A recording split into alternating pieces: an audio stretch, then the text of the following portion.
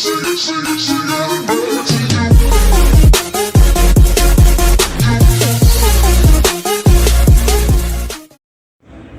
Assalamualaikum warahmatullahi wabarakatuh.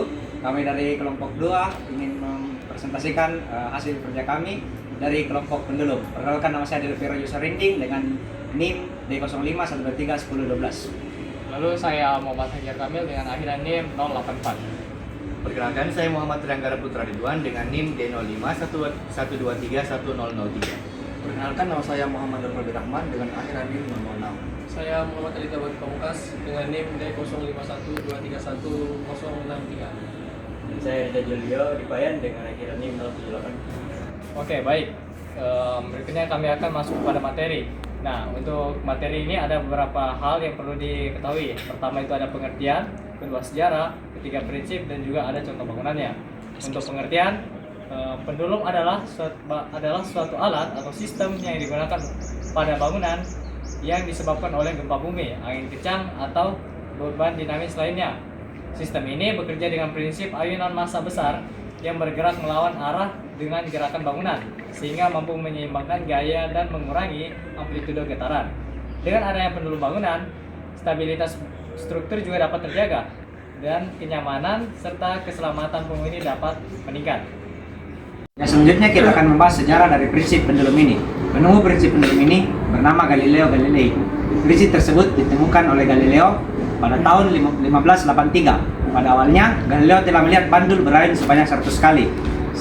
Tetapi ia tidak memperhatikan dengan baik hingga pada tahun pertama ia sebagai mahasiswa kedokteran, ketika ia benar-benar memperhatikan sebuah pendupaan di katedral di Pisa.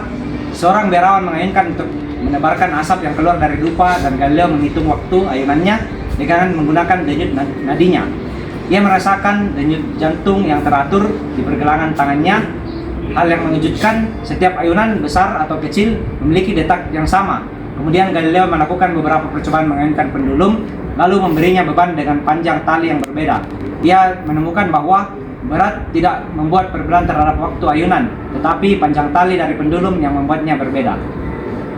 Oke, baik. Jadi pendulum ini terdiri dari 3 komponen utama. Yang pertama itu ada bandulnya sendiri yang merupakan bobot. Nah, kemudian yang ini akan digantungkan pada ujung tali ya, dan dimana ujung talinya ini dengan panjang berbeda-beda, dengan syarat tali ini harus kaku dan tidak boleh lentur, dan digantungkan pada titik gantung sebagai titik di mana tali itu digantungkan untuk beban itu berdiri.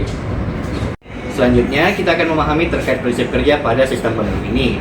Terdapat 3 poin penting yang perlu dipahami. Yang pertama, ayunan, periode, dan frekuensi.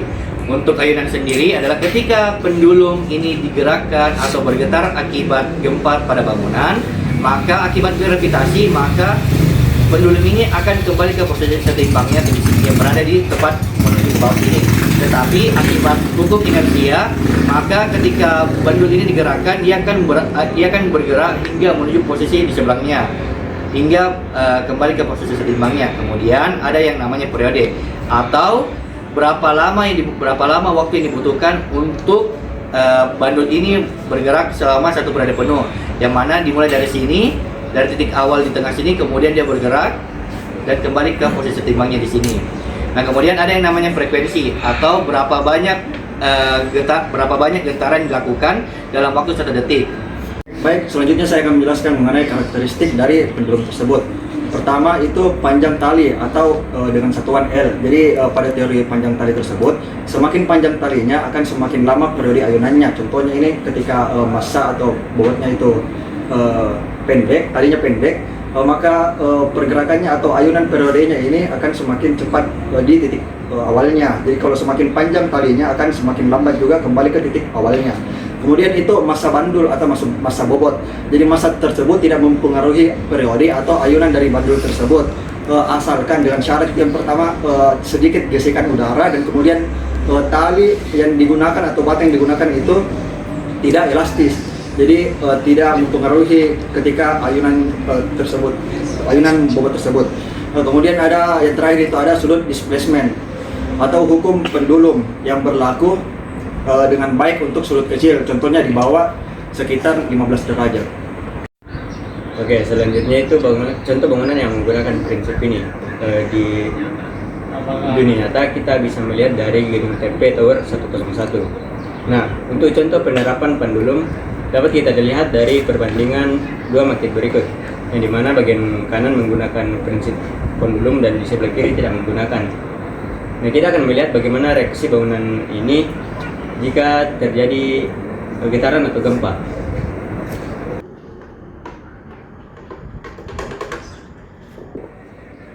Nah, dapat kita lihat bangunan yang menerapkan prinsip pendulum dapat mereduksi getaran dengan lebih baik. Baik, sekian presentasi dari kelompok kami beserta penjelasan dan juga praktiknya. Untuk kurang lebihnya kami ucapkan mohon maaf jika ada kesalahan, dan kami mengucapkan juga terima kasih. Sekian, Assalamualaikum warahmatullahi wabarakatuh.